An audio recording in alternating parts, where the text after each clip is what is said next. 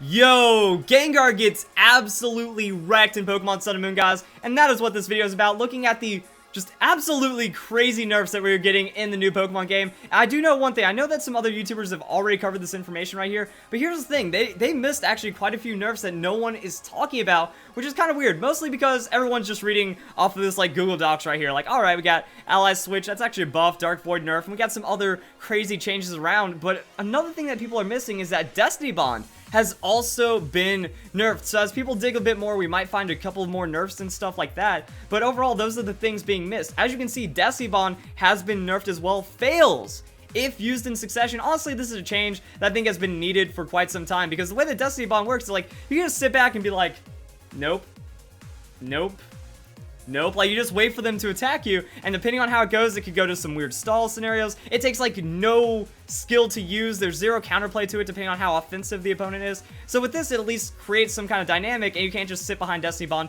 until you run out of PP, which kind of gets pretty boring after that. So interesting stuff right there, and also, people are forgetting about the Kangaskhan nerf. Mega Kangaskhan has been nerfed to Pokemon Sun and Moon. We get to see this in like one of those official videos that Kangaskhan hits, and then it hits again, and then it does like no damage. So instead of doing 50% on that second hit, it will be 25%, and because of this, there's also some other things like Power Punch. Power Punch has been severely nerfed because now it's not TM anymore, so a ton of Pokemon don't have access to it unless it is transfer, but non-transfer movesets don't have it. Also, I wanted to edit this in really quickly. I just finished recording the video, but I did want to double check on some information because now we're a couple days into the data mine, so a lot of the early information has been confirmed or debunked, and it seems like Unaware has not been nerfed, so this technically still pertains to the whole nerf debate. Same with Knockoff, Eviolite, and Scald's Burn Chance. So Scald has been nerfed technically because Burn has been nerfed, but nothing else about Scald has been nerfed. The burn chance is the same, the damage is the same, it's just the outcome of the effect that has changed.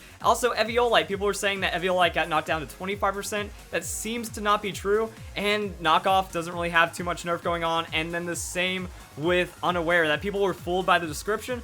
I was actually going to talk about them in the video, but I wanted to make sure the information lined up because Unaware doesn't make any sense. Look at who gets it. Quagsire. Quagsire isn't that offensive of a Pokemon. It's not built to be that way, so it wouldn't make sense if it's just ignoring the opponent's defensive boost, that it needs that Unaware to not care about the opponent boosting their attack or special attack. That's also really balanced. Same with Clefable. Like, Unaware is really good, so removing what makes it good by having it to where the opponent's offensive boosts don't matter, that just makes no sense. I don't see any reason for Gamefreak to do that because it balances out all these like crazy stat boosts and stuff, especially with status being nerfed. Now that Burn, Paralysis, and Confusion have been nerfed, which I will cover later on in this video, sweepers are going to run away with the game more often, so nerfing Unaware would make no sense right there. Same with the Eviolite. Like, Eviolite was introduced to make these Pokemon viable, and if you take off any percent, like even if you knock it down to 40-30% on the Eviolite, we're going to see less Dusclops, we're going to see less Porygon 2, we're going to see less Chansey, and I don't think they're too big of a problem right now, so pretty much you would introduce this item just to make it useless on everything after you nerf it down. So I think that those things are balanced, which is why it's pretty cool to see that the nerfs did not actually happen, and now I'm just going to randomly cut into wherever I decide to edit this video. So that's pretty crazy right there, and even then, like, it goes even deeper. We have this video coming out of 4chan right now, and it's showing a Mega Bayonet, but Mega Bayonet is level 10. So Mega Bayonet being level 10 means that no matter what, Execute is going to outspeed it. Well, because it Megas into that Prankster ability, speed is recalculated after the Mega Evolution. So that means Pokemon like Beedrill are going to get faster. And that actually helps a lot of Mega Pokemon because they do get a speed boost and then that applies. So what this is showing is that we're getting a lot of buffs, but a nerf to Mega Sableye. So Mega Sableye, it is a very powerful Pokemon, and it looks like Gamefreak, I don't know if it was an intentional nerf, but a nerf did get squeaked in because now, unless Prankster works differently, but I don't know. Like, I'd imagine that now you Mega Evolve and then you have your Magic Bounce, and you don't have Magic Bounce and Prankster on that same turn like Mega Sableye has. But then there's just all kinds of crazy nerfs and stuff going on. So right here, let's talk about Gengar. Gengar loses Levitate. Now, honestly, I feel like Gengar needed some kind of nerf for a while now, because if you looked at like Pokemon Global Link, for the entirety of the 6th generation, Gengar was in like the top 5 on the singles battle spot. That this thing is a menace, and it was on way too many teams. But now with that Levitate, it actually gets countered pretty well because ground type moves are everywhere. Gengar is pretty frail, so that means it can't survive many super effective earthquakes from really anything right there. So that's a pretty good nerf right there, and we can just see like pretty much the new Gengar is what Mega Gengar looks like. Ground weakness, Ghost, Psychic, Dark, so still quite a bit of weaknesses, but it just had too much reliability. Gengar got a really awesome buff in that 6th generation because Fairy types got strong. Now Gengar just comes in, sludge bombs them, and they have a bad time. And then Mega Gengar, and then all these weird offsets. It got a little too much freedom to do some crazy things. So Gengar did get nerfed as well. Also, we do have like Raikou, Entei, and Suicune. These Pokemon got nerfed. They do not have Volt Absorb as the unreleased hidden ability. So interestingly enough, just had Volt Absorb, never got released though, and now it's actually inner focused, and that means that we might actually get the hidden abilities on these Pokemon soon as well. And we saw this with Chandelure. Chandelure had Shadow Tag, and then it didn't. It got Infiltrator instead. So there are some changes going in right that. I wonder if that means Gengar's like trying to rewrite history, because when people saw Volt Absorb, they're like, yo, the Pokemon, they're reincarnated of all the evolutions. It makes so much sense. Now, this actually is a hit on that theory. That means, like, it's not Volt Absorb, like how Jolteon has Volt Absorb or something like that. So the similarities start to disperse, and then I'd call that a nerf, like Volt Absorb, Flame Body, or was it Flame Body? Whatever Entei got. You know, all of these are actually really good. Flash Fire, yeah, Flash Fire is amazing. So getting Inner Focus instead, I would say that is pretty decently a nerf. Now we can go and check out all the big ones. Everyone's talking about Gale Wings because Gale Wings has been crushed. Effect only activates when at full %. Now, I'd actually like to see more Pokemon retroactively get Gale Wings to kind of balance them out. You can still set up a Tailwind, and then you get, like, one Brave Bird, and that's kind of it. I love that effect, though, because it means Talonflame just doesn't get to come in and Brave Bird forever. And I think the biggest problem about Gale Wings is that Talonflame were able to start running insane, bulky sets that you could Swords Dance, take hit, and then just murder everything. With this, that Swords Dance becomes riskier. That hit point investment instead of the speed investment becomes riskier. Talonflame has a 126 base speed, and it doesn't matter because of the Gale Wings. So with this, there's so many crazy plays. Also, if Talonflame takes a hit or like uses Brave Bird and doesn't get too punished for it, it can still have a chance. Like, Talonflame isn't useless now. I'd say it's very balanced because you could Roost back up to full. Like, say they outspeed you or something like that. Even then, though, with Talonflame, since it outspeeds the Roost and then takes damage, so it might never get back to full hit points. That's why there's, like, some really weird snares that could happen. But if you need it to reactivate, you could Roost, get back up to full, and then priority again. So you're getting 2 moves back-to-back into the Brave Bird, and then you just have to rely on speed more than, like, bulk into priority craziness. So I think it's actually a really strong nerf, and I wouldn't say, okay, maybe it doesn't make Talonflame balance. It might be a little underpowerful right now, but I really like that change right there, and I think it makes a lot of sense. Also, Dark Void, minus 30% accuracy. What's the point of even using it now? Even on Darkrai, like, all you have to do is say only usable by Darkrai. Done. But I guess the free battle spot is a no fun zone because everyone brings Darkrai, everyone rushes that Dark Void, doubles, triples, singles, it doesn't matter. So that 50% accuracy means it's still kind of usable in doubles and triples. That, you know, 50%, like, it's like a double hypnosis, so slightly less, but you still have that chance to put both opponents to sleep. 50% means at least one of them has a good chance of going down.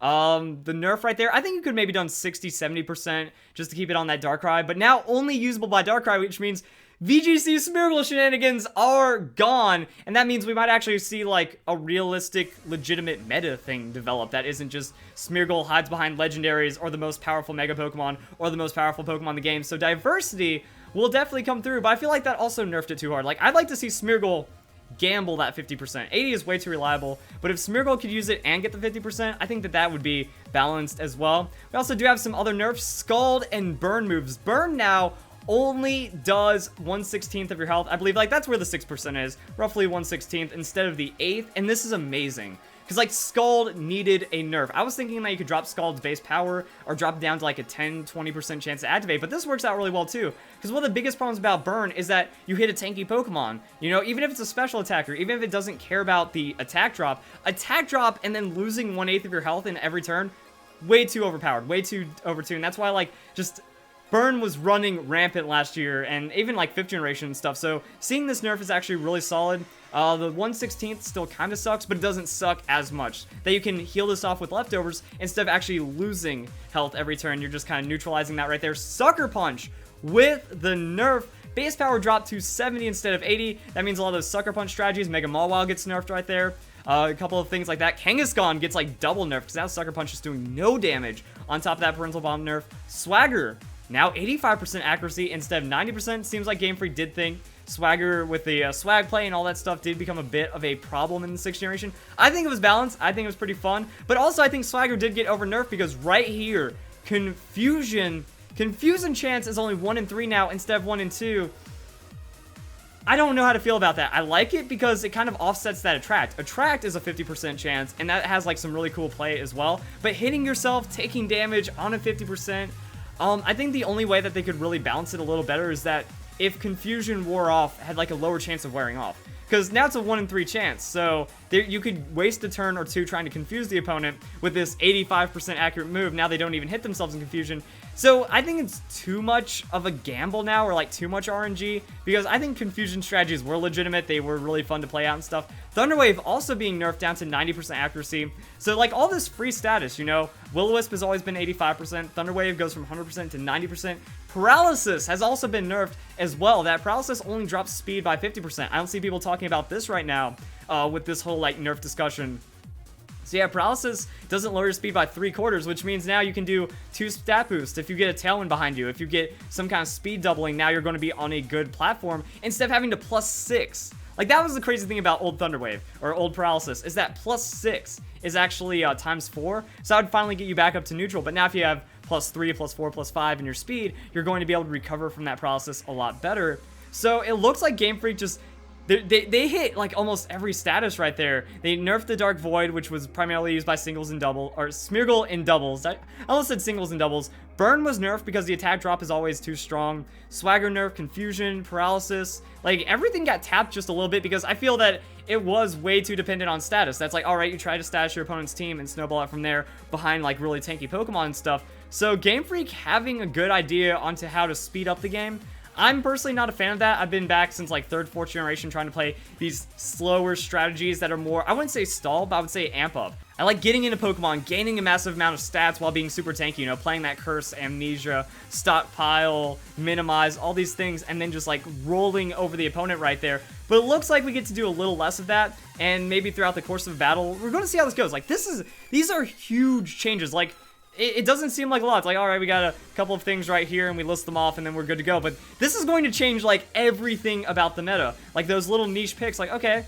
do I run a Will-O-Wisp here? Do I just kind of have that tech in for the Thunderwave or the Swagger or something? No, even, like, something as simple as Confusion, you now have to think twice about, like, it's not as strong, so maybe I should just put a sweeper instead. So it looks like the game is going to pick up right now. Also, looking at just some of the Pokemon that we see, like, I would say overall stat points have been nerfed. There's not a lot of raw, fast sweeper Pokemon. There's interesting tank spreads. Some Pokemon are really tanky. Other Pokemon I feel could be tankier.